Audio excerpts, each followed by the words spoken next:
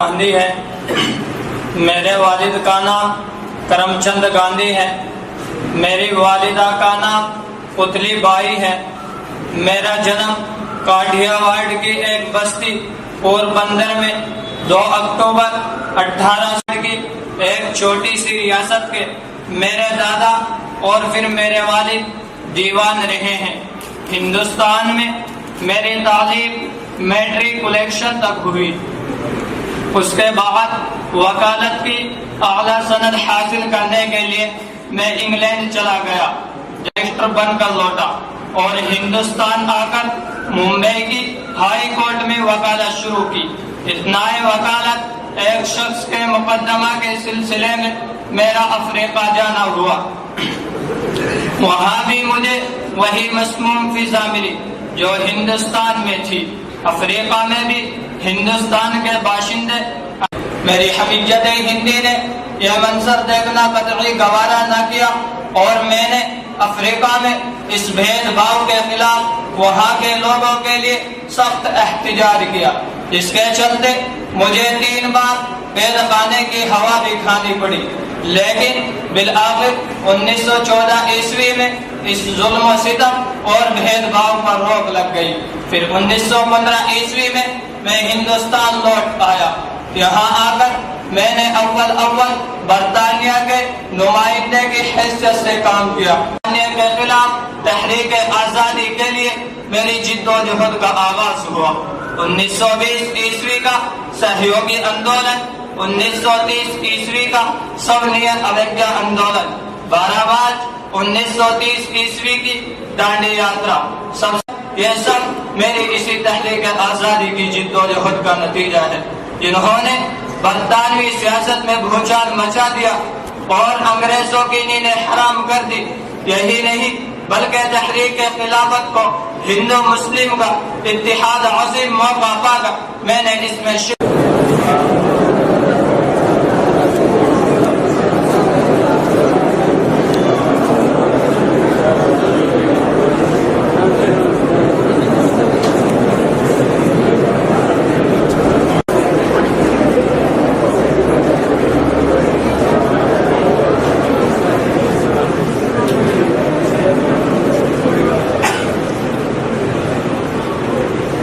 الحمدللہ رب العالمین والصلاة والسلام علی سید المرسلین۔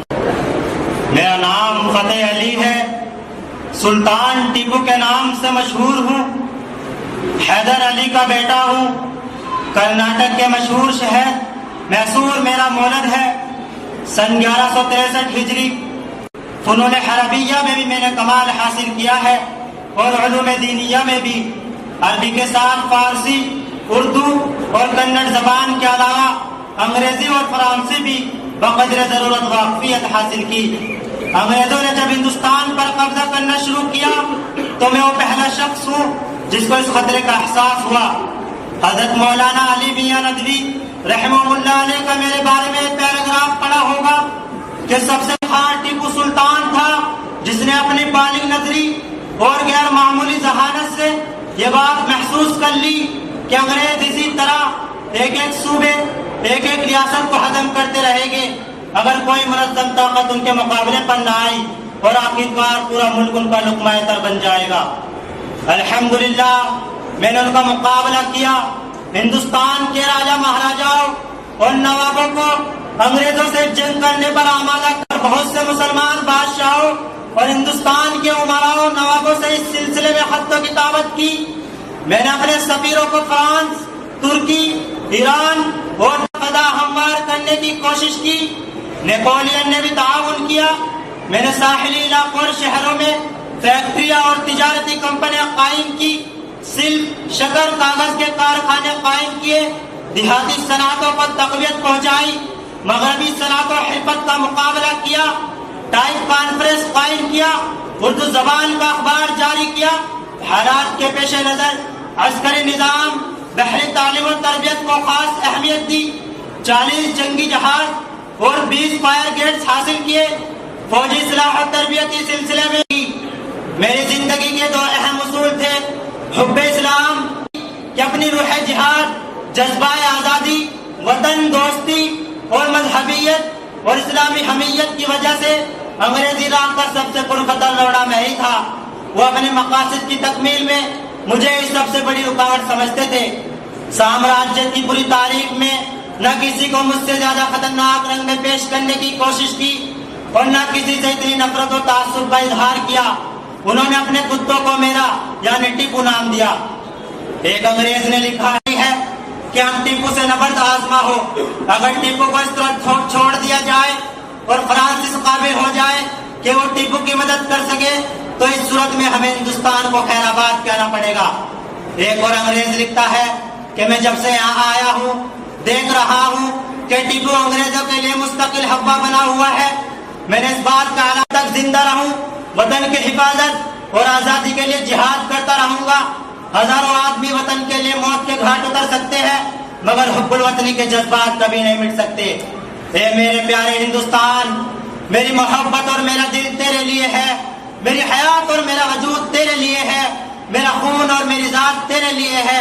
میں نے 4 لڑائیاں انگریزوں کے خلاف لڑی. قریب تھا کہ انگریزوں کے سارے منصوبوں پر پانی پھر جائے اور وہ اس ملک سے بالکل بے دخل ہو جائے، مگر انگریزوں نے جنوبی ہند کے امراؤں کو اپنے ساتھ ملا لیا اور میرا سپہ سالار میر صادق، اس نے 9.5 مربع زمین انگریزوں سے لینے کے بدلے میں عین لڑائی کے موقع پر غداری کی اور تنے تنا چھوڑ دیا. بالآخر 4 مئی سن 1799 عیسوی کو سرنگا پٹنم کے معرکے میں مجھے شہادت میسر ہوئی. میں نے انگریزوں کی غلامی اور اسیری کو اور ان کے رحم و کرم پر زندہ رہنے پر موت کو ترجیح دی. میرا مشہور تاریخی مقولہ ہے کہ شیر کی ایک دن کی زندگی گیدڑ کی 100 سالہ زندگی سے بہتر ہے. شیر اچھا ہے جسے مہلت 1 روزہ ملے، شیر اچھا ہے جسے مہلت 1 روزہ ملے، یا وہ گیدڑ جسے بخشا گیا 100 سالہ خلود. یہ شعر علامہ اقبال نے میرے بارے میں کہا. عقیدان محبت را امام آبروئے ہند و چین و شام. جب جنرل ہارس کو میری شہادت کی خبر ملی تو اس نے میری نعش پر کھڑے ہو کر یہ الفاظ کہے: آج سے ہندوستان ہمارا ہے.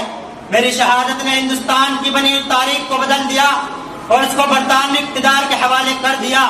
یہ بات صحیح ہے کہ اس کے اٹھتے ہی مسلمان کا گھر بیٹھ گیا، کہ اس کے اٹھتے ہی مسلمان کا گھر بیٹھ گیا کہ تھا قیامت کا قیام اور قیامت کا قعود. میری شہادت نے مردہ دلوں میں خون زندگی میں دوڑا دیا اور جہاد کا ایسا غلغلہ بلند کیا یہ صدا فضاؤں میں گونج اٹھی: یا الہی مجھے بھی ہو شہادت نصیب، یا الہی مجھے بھی ہو شہادت نصیب. یا افضل سے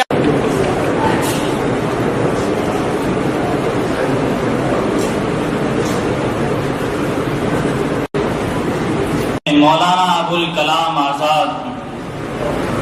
میری ولادت سن 1888 عیسوی میں مکہ معظمہ میں ہوئی. میرے والد گرامی مولانا خیر الدین نے میرا نام فیروز بخت رکھا تھا. یہ ایک تاریخی نام ہے. میرا اصل نام محی الدین ہے. بعد میں نے ابوالکلام آزاد کے نام سے عالمگیر شہرت حاصل کی اور میرا تعلق اور روحانی دولت سے مالا مال تھا. میرے جد اعلیٰ حضرت مولانا جمال الدین المعروف شیخ بہلول دہلوی رحمۃ اللہ علیہ شہنشاہ اکبر کے ہم عصر تھے، جنہوں نے اکبر کو دینی امور کا سربراہ کا درجہ دینے والے محضر پر دستخط کرنے سے انکار کر دیا تھا.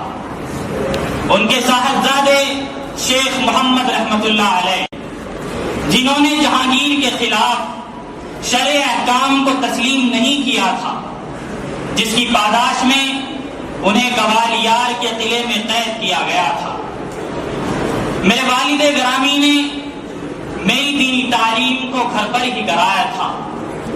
چونکہ والد محترم کو انگریزوں کی زبان سے غایت درجہ تنفر تھا، ان کی تہذیب سے سخت نفرت کرتے تھے. مشیت ربانی نے مجھے خدا داد ذہانت و فطانت عطا فرمائی تھی، اور الحمدللہ میں نے صرف 4 برس میں اپنے درس نظامی کو مکمل کر لیا تھا۔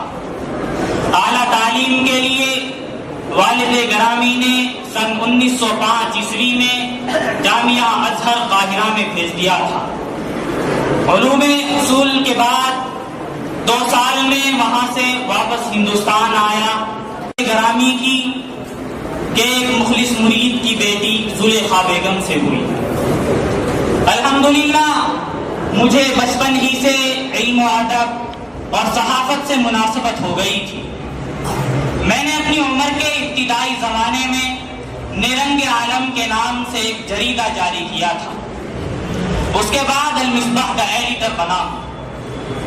میں نے عید کے نام سے جو اداریہ لکھا تھا وہ اس قدر اثر انگیز تھا کہ ملک کے بہت سے اخبارات نے اس کو 14 سال کی عمر میں میری پہلی کتاب اعلان حق شائع ہوئی۔ میں نے اس زمانے میں اخبار کلکتہ اور مربع عالم ہردوئی میں ایسے مضامین لکھے کہ میری شہرت ملک، اور یہ ایک حیرت انگیز حقیقت ہے کہ اردو ادب و صحافت ہی نہیں بلکہ ہندوستان میں کوئی ایسی مثال نظر نہیں آتی کہ 12-13 سال کی عمر کا ایک بچہ سن 1906 عیسوی میں مجھے رسالہ الصادق کا ایڈیٹر مقرر کیا گیا۔